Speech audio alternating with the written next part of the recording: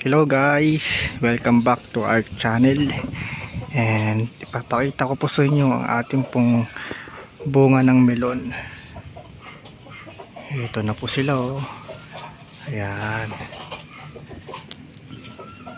Tapos meron pa po dito isa. Dito lamang siya nakatanim sa paso na ito. Itong basket na ito.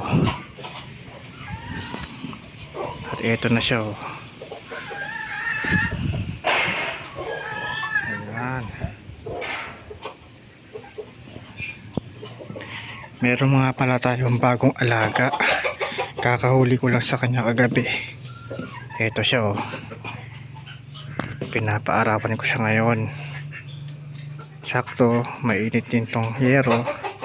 Tapos tirik ng araw.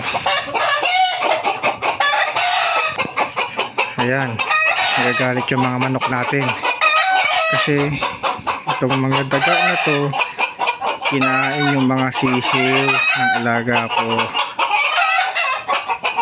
Kaya ayan, bilad natin siya sa araw.